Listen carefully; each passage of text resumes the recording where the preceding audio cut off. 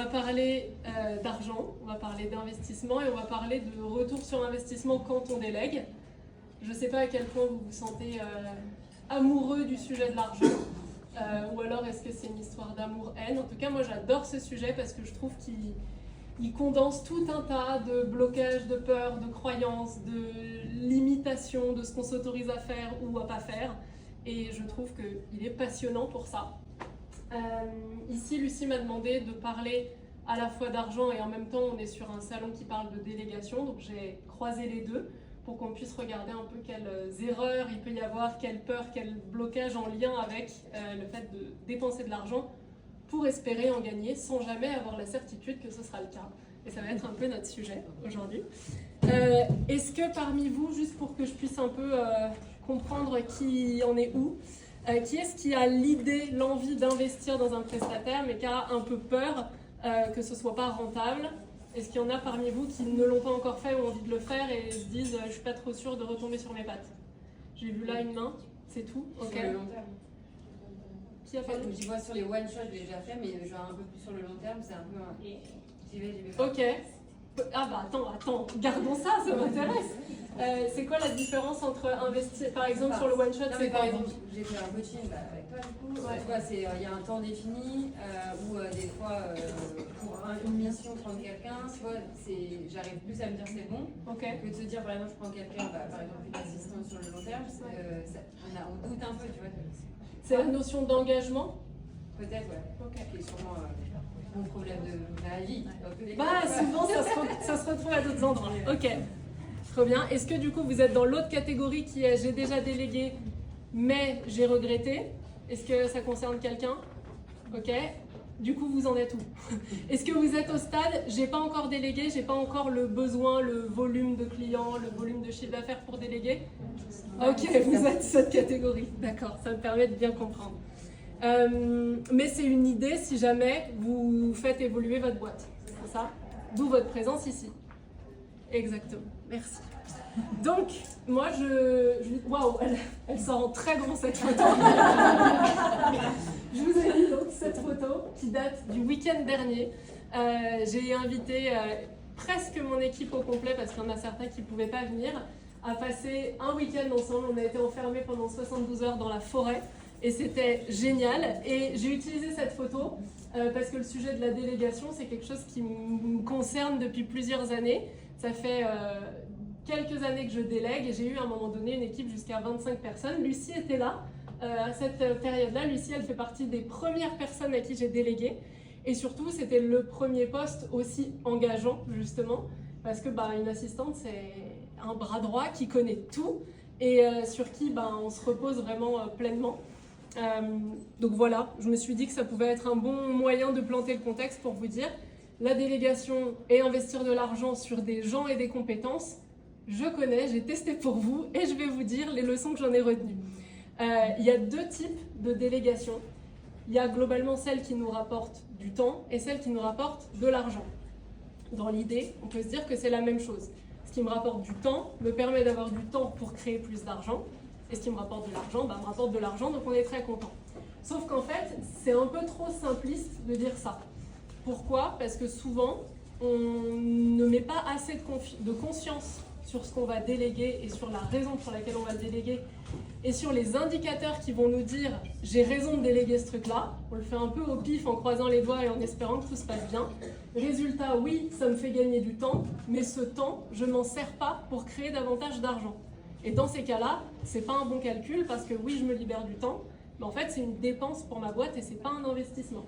Donc moi, ce que je voudrais vous partager aujourd'hui, c'est comment est-ce qu'on évalue ce qui est de l'ordre de la dépense et ce qui est de l'ordre de l'investissement. Voilà, globalement, je vous ai mis l'exemple de la femme de ménage parce que je vois souvent cet argument-là, notamment sur les réseaux, où on dit évidemment, il faut déléguer ton ménage parce que ça te prend du temps et c'est du temps qui ne crée pas de valeur, alors que si tu le délègues, tu récupères du temps et tu crées plus d'argent.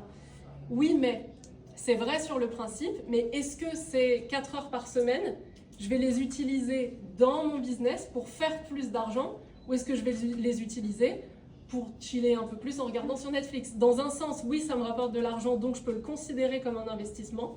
Dans l'autre, c'est une dépense, et c'est OK aussi de le faire comme ça. Mais du coup, je ne peux pas me dire, bah, je ne comprends pas, j'investis et je ne récupère pas d'argent. C'est normal, mais juste, il faut avoir la conscience de ce qu'on fait. C'est bon? Je vais un peu vite, mais je ne sais pas trop combien de temps ça va durer en vérité, donc je me dis, j'espère qu'en allant vite, ça va tenir dans 1 heure. Si jamais vous avez des questions ou qu'il y a des choses qui ne sont pas claires, on est en petit comité, donc n'hésitez pas à lever la main et on en parle ensemble. Je vous ai mis les 3 types d'erreurs principales quand on délègue. Il y en a genre 150 au moins qu'on aurait pu lister, mais ça faisait peut-être un peu long, donc j'en ai au moins mis 3. La première, c'est donc penser que déléguer, c'est forcément se libérer du temps sans calculer la rentabilité. Et ça, c'est un problème, c'est ce qui fait que parfois on a des entrepreneurs plutôt au début, milieu de leur croissance, qui vont commencer à déléguer parce que c'est ce qu'il faut faire, parce que c'est ce qu'on voit sur Instagram et on nous dit dès que tu commences à générer un peu d'argent, bah, commence à déléguer. Mais si on n'a pas la clarté sur tout ce que je vais vous dire après, en fait, on peut aussi bien réussir, et tant mieux pour nous, qu'aller droit dans le mur. Et dans les 2 cas, si on n'a pas les bons indicateurs, c'est juste un coup de bol. Si je me libère et que je ne calcule pas la rentabilité, je perds des 2 côtés. Je perds du temps et je perds de l'argent. De l'argent parce que je dépense sans investir, et du temps parce que ce temps que je ne passe plus à créer de la valeur pour ma boîte, je ne le mets pas à disposition de quelque chose qui en crée. Et je fais quand même un petit spoiler parce que je me dis qu'en m'entendant parler, peut-être que mon discours peut laisser penser un truc qui n'est pas mon message de fond. L'idée, c'est pas de récupérer un max de temps pour toujours travailler plus et toujours créer de la valeur. Moi, vraiment, un des trucs les plus importants pour moi de ces dernières années, c'est créer de l'équilibre entre, oui, je bosse et j'adore mon business et c'est ma passion et tout ça, mais c'est pas le seul truc qui existe dans ma vie et qui apporte du plaisir et qui donne de la valeur à la personne que je suis. Et ça, c'est important de le comprendre aussi. Oui, on parle d'investissement, mais pas tant pour vous dire, allez toujours travailler plus pour créer plus d'argent, plus pour vous dire à quel moment vous pouvez vous dire là, j'investis et donc c'est légitime d'avoir une attente que je gagne davantage en faisant ça. Et à quel moment vous placez cette attente au mauvais endroit parce que c'est une dépense et une dépense par définition, elle n'est pas là pour vous faire gagner de l'argent.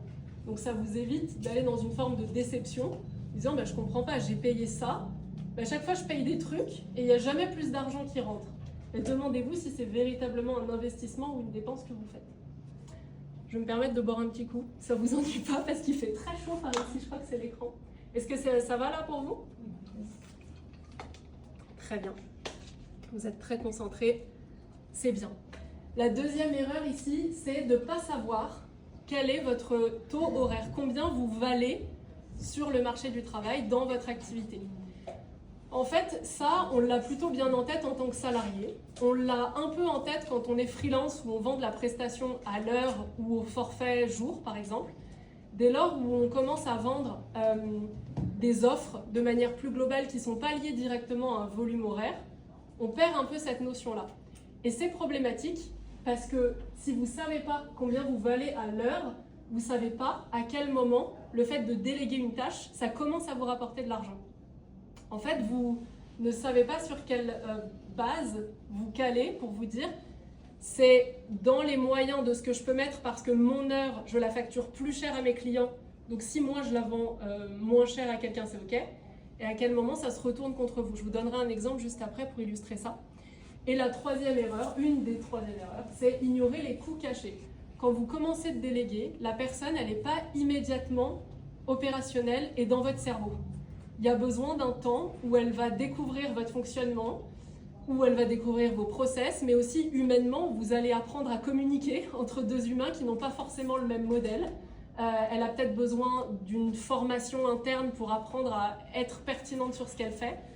Et vous allez avoir besoin de vous accorder sur ce que la personne peut apporter et sur ce que vous attendez et dans quel délai. Sinon, encore une fois, c'est repousser le moment où, quoi qu'il arrive, on va être déçu parce qu'on imaginait que ça allait aller plus vite, on imaginait que ça allait nous rapporter de l'argent plus rapidement, etc.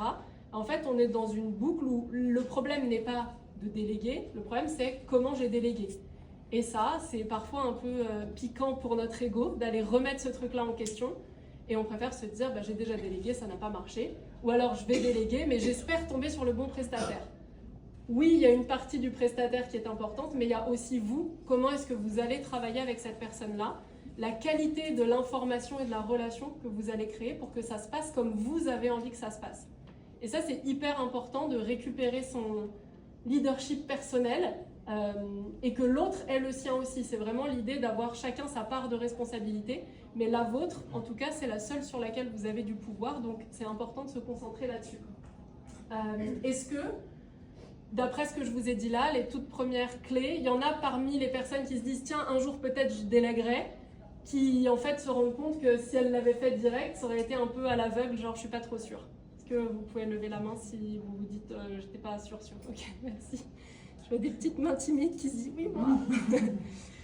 Je vous ai fait une petite checklist des points de vigilance concrets à garder en tête. Il y en a certains qui viennent marteler un peu ce que je vous ai dit avant, il y en a d'autres nouveaux. Ici, donc le coût horaire dont je vous parlais tout à l'heure, l'idée c'est de vous dire combien d'heures je travaille environ par semaine, par mois, par jour, et quel est mon chiffre d'affaires.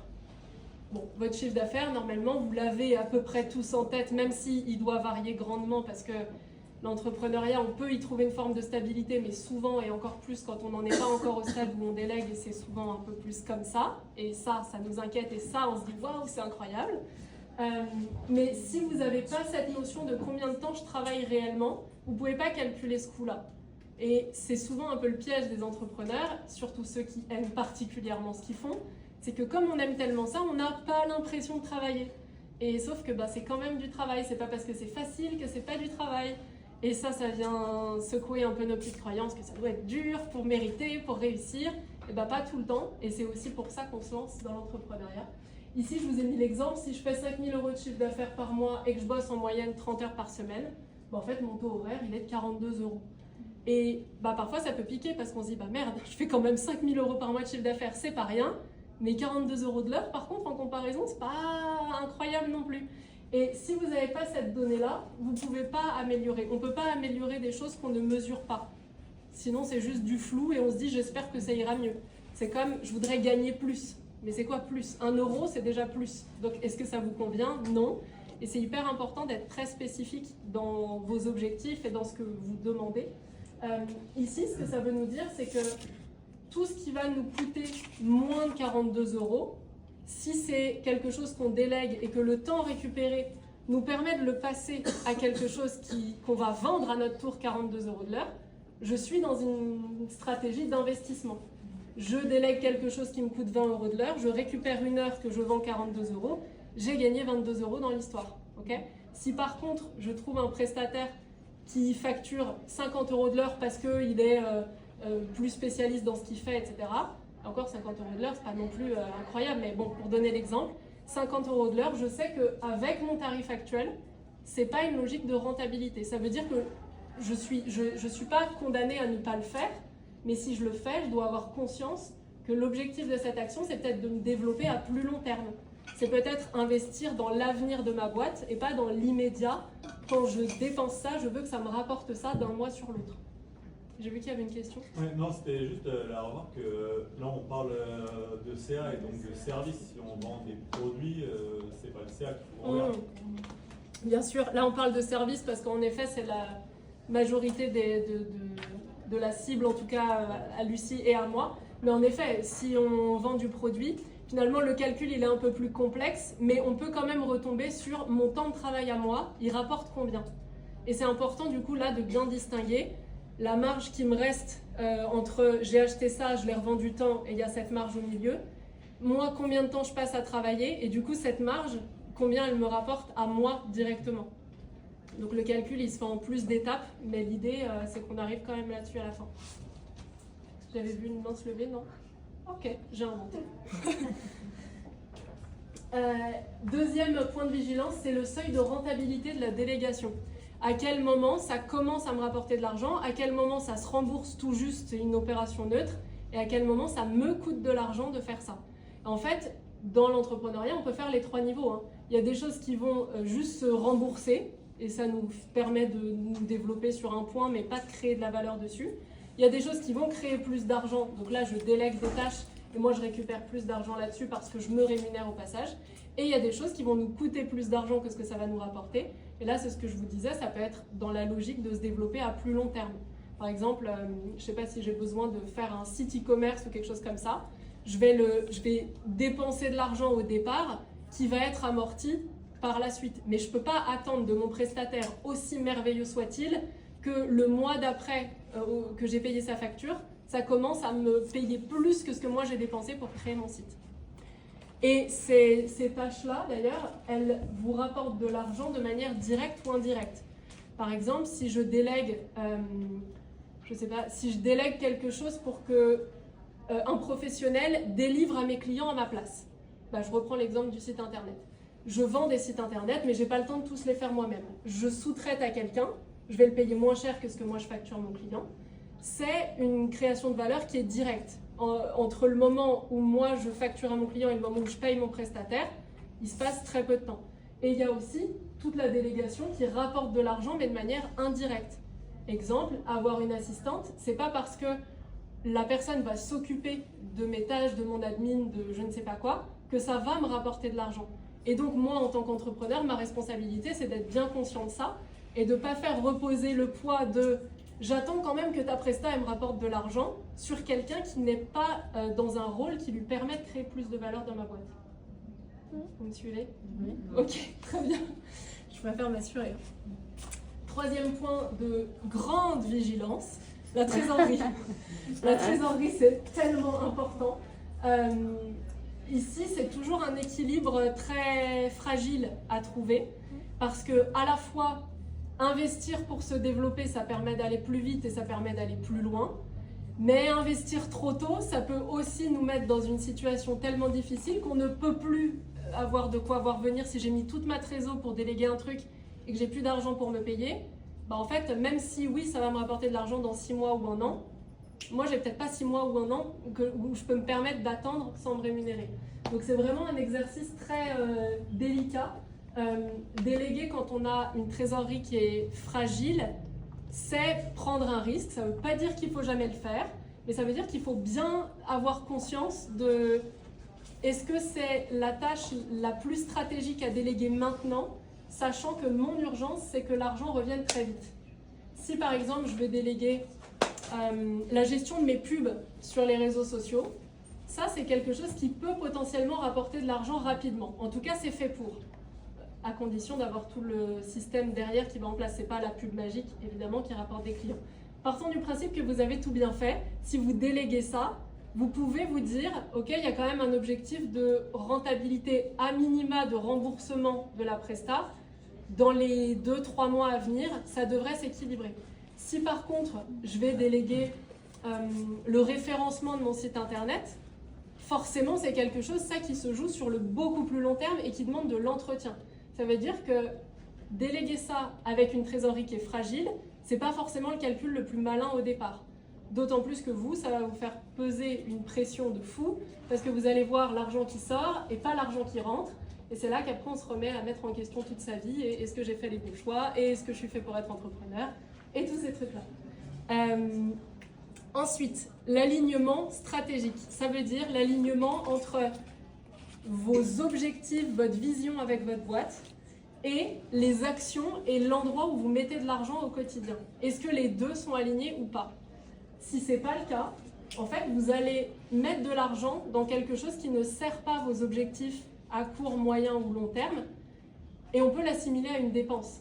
Je me dis, j'ai un exemple très concret pour ça. Cette année, là, en début d'année, j'ai lancé une émission sur YouTube. J'avais envie de reprendre un format un peu podcast, mais différent. J'en avais marre, je trouve que c'est tout le temps pareil, les mêmes questions, les mêmes invités. J'avais envie de faire quelque chose de différent. Pour autant, la stratégie d'être rémunérée pour mes vidéos, elle est beaucoup trop hypothétique et beaucoup trop loin de moi aujourd'hui pour que je puisse me dire je vais récupérer de l'argent avec ça. Donc je sais que l'argent que j'ai mobilisé pour les personnes qui ont travaillé là-dessus, dont Demi qui est par là-bas, eh ben ça fait partie d'une dépense aujourd'hui. C'est pas un investissement, c'est pas quelque chose qui se rentabilise là tout de suite. Et si ça je le sais pas, si j'en ai pas conscience, je me dis je comprends pas, je mets de l'argent, pourtant oui j'investis, j'ai pas de problème à investir sur ma boîte. Mais si j'investis aux endroits qui ne sont pas de l'investissement mais qui sont des dépenses, je ne récupère pas cet argent et ça peut être compliqué. Déléguer une tâche qui ne sert pas directement à vos objectifs, en fait, c'est une perte. Et il faut l'avoir en tête parce que, encore une fois, avec la notion de trésorerie, s'il n'y en a déjà pas beaucoup et que vous mettez de l'argent à des endroits qui ne vont pas vous en rapporter ou pas assez rapidement, ça vous met en difficulté. Et enfin, un autre point important, c'est le suivi. Parce que si vous ne mesurez pas le résultat de ce que ça vous a apporté, vous ne savez pas ce que ça vous a apporté. Donc vous ne savez pas si vous pouvez le refaire, vous ne savez pas si ça valait le coup, et vous ne savez pas si vous avez eu une bonne idée à ce moment-là, si c'est quelque chose à développer, à arrêter. Encore une fois, on peut améliorer que ce qu'on mesure. Sinon, on ne sait pas, c'est toujours un peu au hasard. Ici, je vous donne un exemple. Vous payez 800 € par mois pour un community manager qui vous fait une super stratégie de contenu, il poste tout, etc.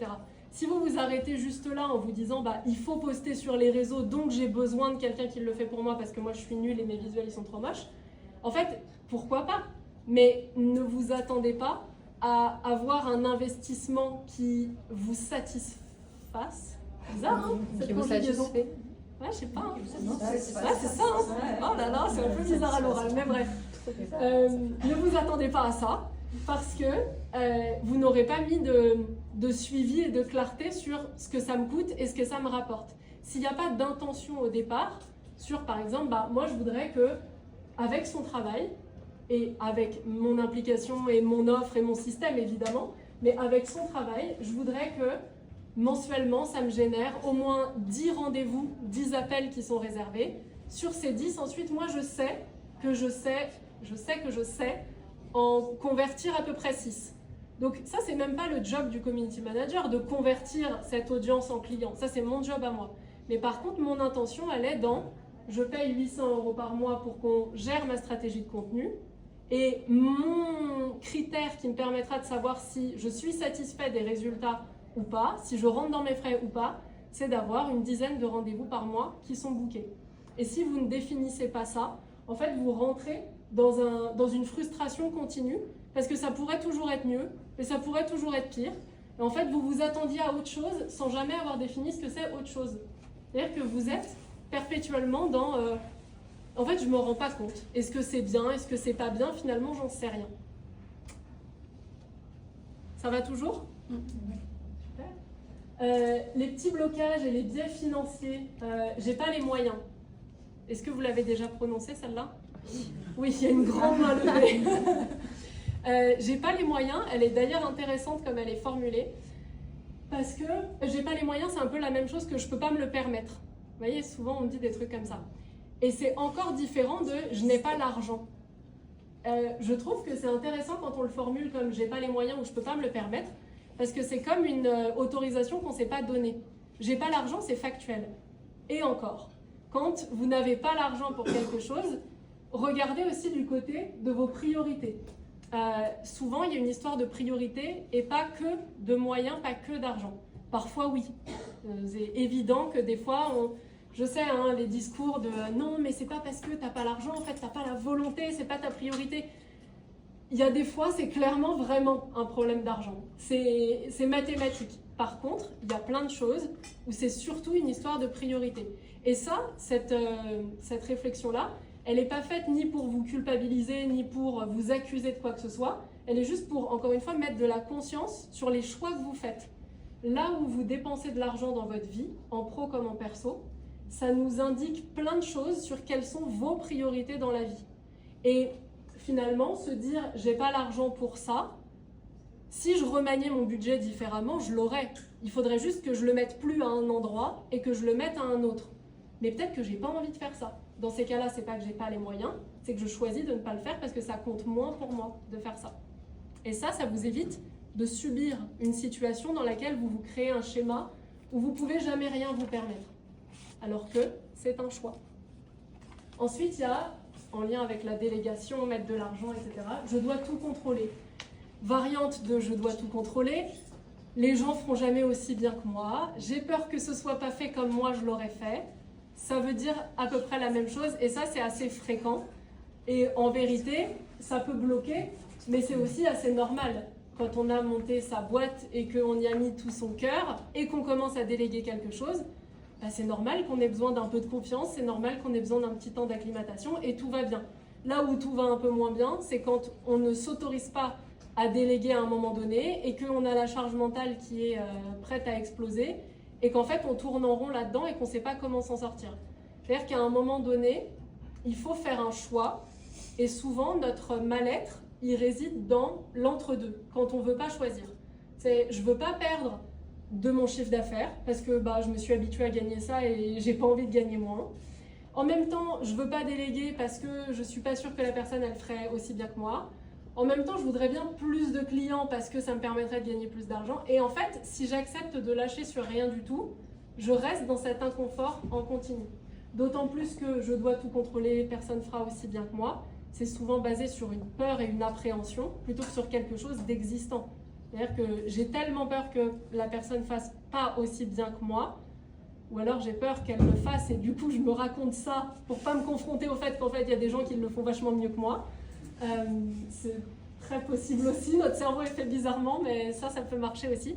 Mais en fait, ça c'est une croyance qui empêche la croissance. Et encore une fois, si vous êtes aligné avec cette idée de monter votre boîte jusqu'à un certain niveau et ensuite de la laisser là, eh bien très bien, il n'y a pas de problème. Le problème, il se crée si vous voulez aller plus loin, sans exploser en plein vol parce que vous aurez trop de choses à faire, et que en même temps, vous ne voulez pas lâcher à certains endroits. Là, ça commence à poser un problème. Autre blocage, qui n'est même pas tant un blocage, c'est plus une réflexion, un biais qu'on peut avoir, c'est pas grave, c'est 500 €, mais mettez la somme que vous voulez.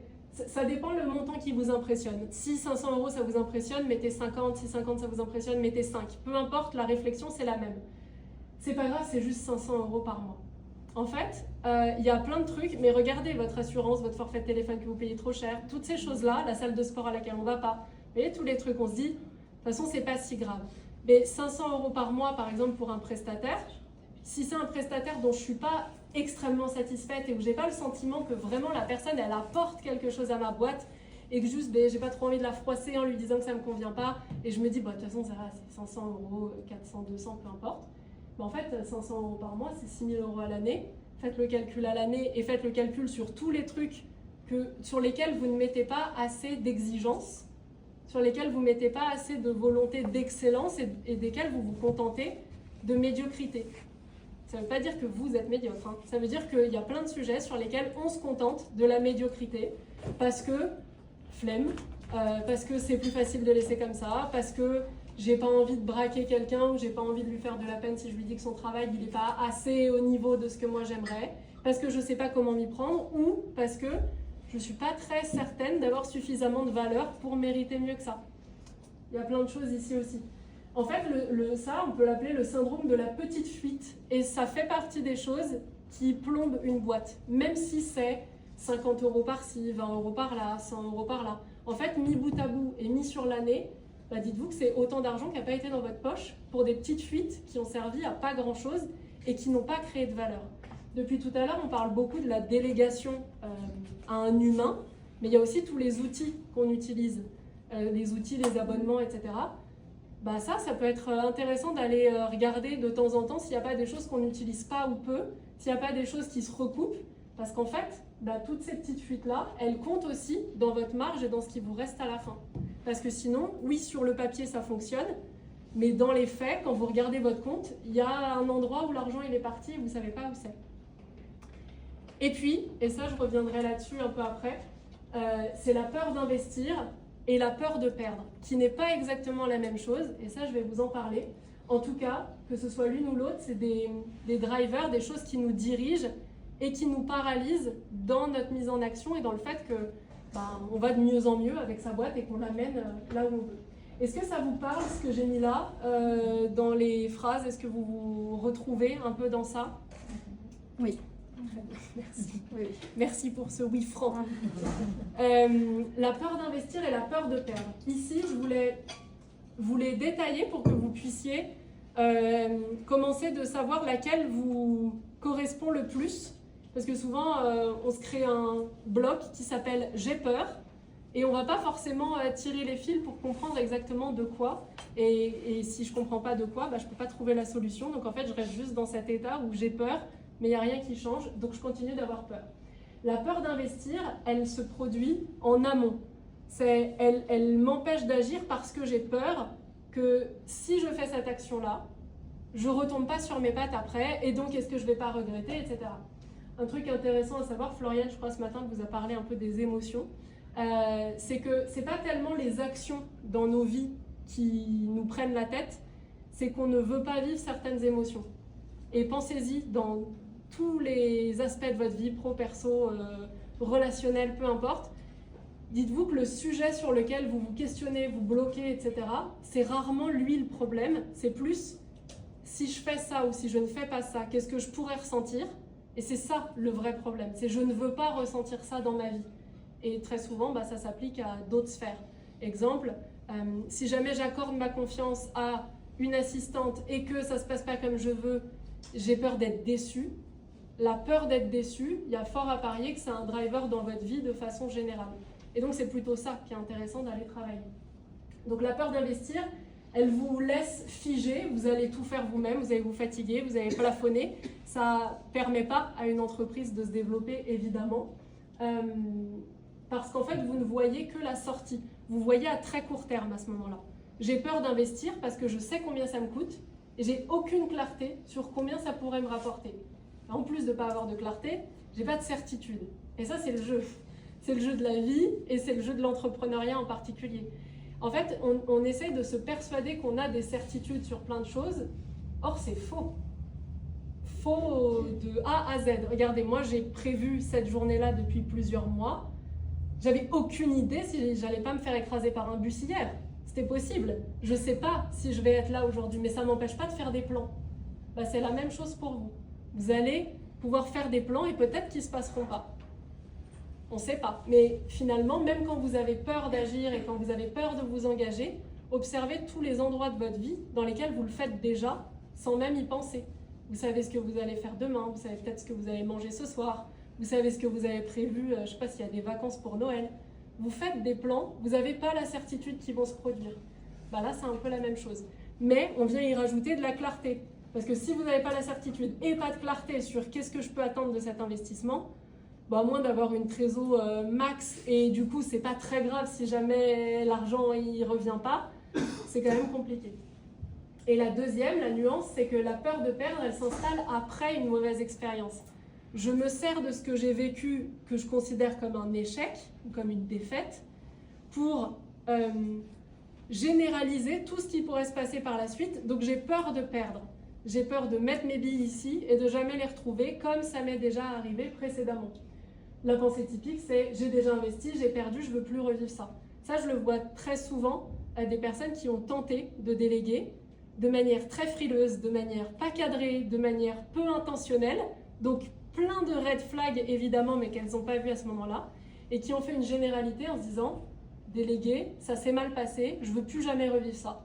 Sauf que quand je me dis ça, là aussi je stagne. Je ne peux pas continuer de me développer en n'ayant pas travaillé ce truc-là. La conséquence de ça, c'est qu'on va se méfier. On va se méfier de tout le monde, on va avoir du mal à accorder notre confiance.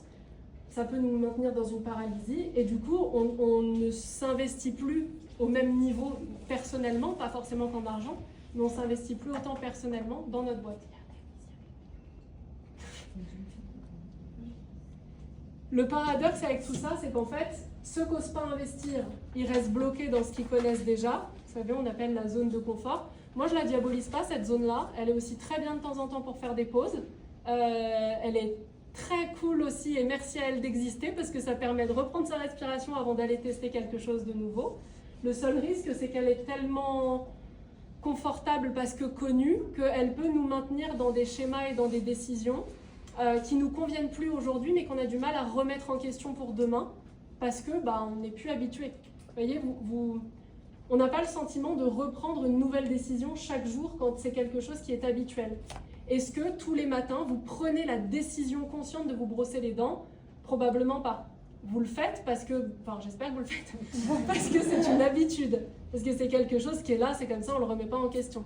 Il y a des fois, flemme, on est rentré tard, machin, c'est pas grave, mais c'est des fois. sinon vous avez un autre problème que celui dont je suis en train de parler. En fait, on reste bloqué dans quelque chose qu'on connaît et qu'on ne remet plus en question. Et là, l'idée, c'est qu'avec ce que je vous partage, c'est aussi de commencer à planter des petites graines pour remettre en question ces schémas dans lesquels vous êtes. Ceux qui ont déjà perdu, ils arrêtent d'investir parce qu'ils en ont fait une règle générale. Plus personne n'est digne de confiance. Et toutes les personnes, toutes les professions auxquelles je pourrais déléguer, c'est pareil. Et donc, forcément, je reste aussi coincée dans cette zone-là. Et dans les deux cas, l'entreprise, elle reste au point mort. Elle ne se développe pas parce que je n'y mets pas forcément de vision à plus long terme. Je réfléchis à immédiatement qu'est-ce qui reste confortable pour moi, qu'est-ce que je connais déjà et qu'est-ce que je continue d'entretenir. Et comme je vous le disais tout à l'heure, si c'est une idée avec laquelle vous êtes OK, c'est très bien de vous dire, moi ma boîte, je l'ai amenée jusqu'à ce stade-là, je l'aime bien, j'ai pas envie d'aller plus loin que ça. On va regarder si c'est pas lié à des petits blocages de qu'est-ce que ça voudrait dire pour moi aller plus loin. Mais si vous êtes parfaitement aligné avec ça, c'est très bien aussi. L'idée, c'est pas de faire la course à toujours plus pour aucune raison, mais c'est plus de se demander qu'est-ce que je veux moi et pourquoi est-ce que je suis en train de courir en fait. Et la bascule à faire, c'est de ne plus réfléchir à un investissement un peu à l'aveugle en se disant je le fais puis on verra bien. Et c'est de commencer à avoir une posture de je pilote ma boîte, je commence à réfléchir à ce que j'ai envie de faire et à trouver des indicateurs pour ça. Je vous ai mis ici quelques critères. Quel est l'objectif mesurable que je peux attendre avec cet investissement? Ça vous demande de vous creuser la tête avant même de commencer à déléguer. Mais ça vous met dans une posture qui est vraiment celle de chef d'entreprise et pas de personne un peu passive qui attend qu'on vienne sauver sa boîte avec une compétence que vous n'auriez pas. Quel retour sur investissement vous attendez? Est-ce que vous en attendez un? Quel délai pour l'obtenir? Parce que si vous dites, moi j'investis dans une community manager et je veux que sa prestation elle soit remboursée, puis après qu'elle commence à me rapporter de l'argent, il faut donner un délai aussi avec ça. C'est à 1 mois, qu'est-ce que j'attends? À 3 mois, à 6 mois, qu'est-ce que j'attends? Et le fait que vous ayez fait ce travail-là, vous allez voir, ça change complètement la dynamique qui s'installe avec les personnes avec lesquelles vous travaillez, parce que vous avez déjà anticipé ça et vous vous positionnez vraiment comme le chef d'entreprise qui a la vision et qui a besoin de construire son équipe avec lui pour l'aider à l'atteindre. Mais vous restez toujours la personne qui a la vision. Et comment je vais suivre mes résultats? Je vous ai mis une phrase que j'aime bien, c'est à quoi ressemble le succès et comment je le mesure. Parce que si vous ne savez pas ces deux infos-là, vous ne saurez jamais si vous êtes content ou pas de vos résultats. Et moi, j'ai souvent des entrepreneurs qui délèguent beaucoup et qui me disent « mais je ne sais pas si je dois être content des résultats ou pas ». Comme s'il y avait un critère, une fiche où on peut cocher, il y a 2 catégories. Là, tu peux être content, là, tu ne dois pas être content. Alors qu'en fait, c'est tellement personnel en fonction de l'intention qu'on y a mise et des résultats qu'on espérait. Donc, il n'y a pas de « est-ce que ça va fonctionner ou pas ?» Il y a quels sont les indicateurs concrets pour me montrer si ça fonctionne ou pas. Et c'est ça qui vous permet de transformer la peur d'investir ou de déléguer. Parce que investir à l'aveugle, donc genre je sais pas trop mais j'y vais, et investir sous la peur, c'est-à-dire de toute façon j'ai pas trop le choix, il faut faire comme ça sinon ça va pas marcher. Dans les deux cas, ça se passe pas souvent très bien à la fin. J'ai presque fini, je sais pas du tout quelle heure il est. On est bon dans le timing? Parfait. Les deux peurs là, elles sont normales. Hein. C'est normal que vous les ressentiez. Ça ne veut pas dire que vous n'êtes pas assez solide émotionnellement pour être entrepreneur. Elles sont normales, elles font partie de vous, elles font partie de tous les entrepreneurs. Mais là où elles posent problème, c'est quand elles dictent vos décisions, quand elles prennent les décisions à votre place. Et Floriane vous l'a dit tout à l'heure, on est des êtres beaucoup plus émotionnels que rationnels. Souvent, on prend une décision avec nos émotions et on va la justifier avec la logique. Et nous, on est persuadés qu'on prend des décisions que logiques. Donc, ce serait intéressant de vous observer dans vos vies et de vous dire, quand j'ai l'impression de prendre une décision très rationnelle, en fait, c'était quoi l'étape juste avant, l'étape de l'émotion que j'ai pas du tout peut-être vue, ni même écoutée. La clé de tout ça, c'est d'apprendre à vraiment piloter sa boîte d'un point de vue financier. Quand je pilote pas, je subis ce qui se passe, je subis les factures qu'on m'envoie tous les mois et je comprends pas pourquoi il y a de l'argent qui part. Avec un pilotage, chaque investissement, vous le transformez en valeur pour votre entreprise. La valeur, ce n'est pas forcément l'argent qui rentre, c'est aussi la valeur qui est créée dans le... Vous savez, quand on parle d'une entreprise, on donne sa valorisation. Quel est le potentiel financier de cette boîte? Ça ne veut pas dire le cash qu'elle a sur le compte, ça veut dire quel est son potentiel. Déléguer, ça contribue aussi à ça. Et c'est cette bascule-là de posture qui vous fait passer d'un entrepreneur pompier qui va passer sa vie à éteindre des feux et à toujours être dans l'urgence et à gérer un truc au jour le jour, à un entrepreneur investisseur qui a une posture beaucoup plus affirmée et qui peut développer son leadership aussi. Je vous donne cet exemple.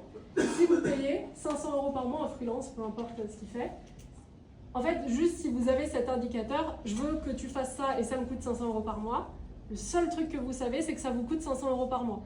Vous savez juste qui travaille et que ça vous coûte ça à la fin du mois.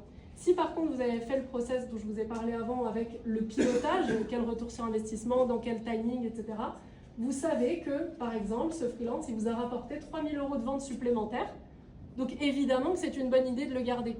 Mais ça, si vous ne savez pas le mesurer, en fait, vous n'en savez rien et vous ne pouvez pas évoluer sainement.